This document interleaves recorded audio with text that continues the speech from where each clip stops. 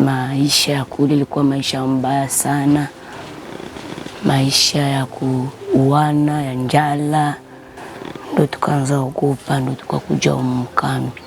Armed conflict in the Democratic Republic of Congo forced thousands of families to flee to Burundi. In 2020, the Burundian population was also affected by natural disasters, an increase in returns of Burundian refugees, and socio-economic impact of COVID-19.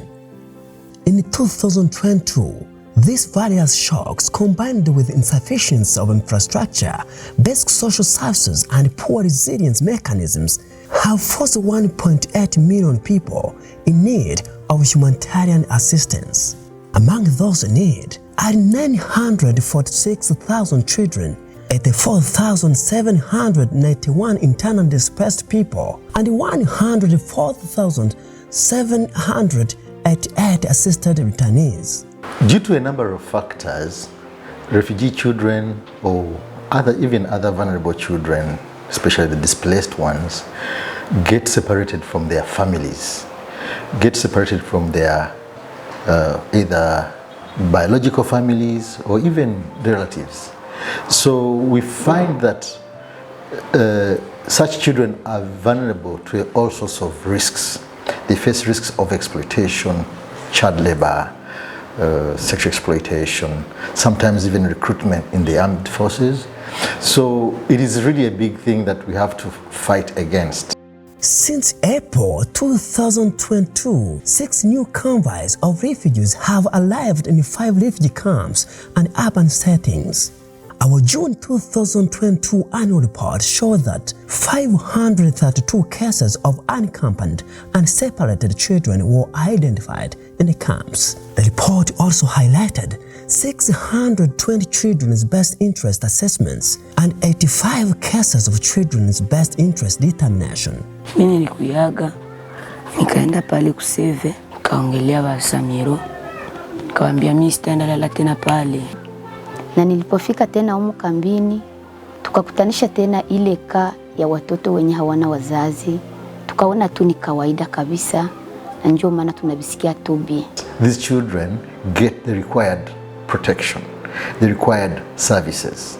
And also within the foster families, we support them to ensure that they meet the basic needs of their families. Save the Children in Burundi works closely with the government of Burundi, UN agencies, and other humanitarian and development actors, as well as with affected communities. Our work to date has primarily focused on strengthening nation child protection systems through partner implementation.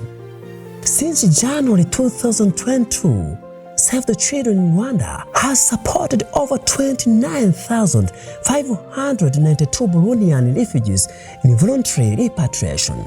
In our child protection program, 80 volunteer foster families have been trained and supported to provide temporary shelter to children in need. Maisha ilibadilika sana. Mawazo nilikuwa nayo kule siko tena nayo hapa. Manguo na vara kawaida, kukula na kula kawaida, kusoma nasoma kawaida.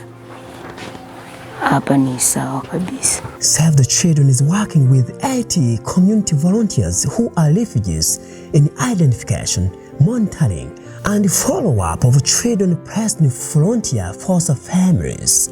So those kind of movements sometimes cause separations. So we are always ready. We have trained social workers, we have trained volunteers who are always on the lookout on that. They raise awareness and work with these families or refugees to identify such children. Na zaidi maseminari mkuwa mnatuhimiza, juu ile msa mnatuhimiza na siye, inatuimarisha juu na kutanishaga pako mwenyale bianzia mkambi, Kongo hakukuwa na vizoea, lakini ile samko mnatuhimiza, binatupa nguvu, kabisa tunaendelea kimaisha na watoto wetu. Mimi ndoto za kusaidia tu hawa ndugu zangu hawa dadangu, ndoto kuwasaidia tu nishamaliza masomo.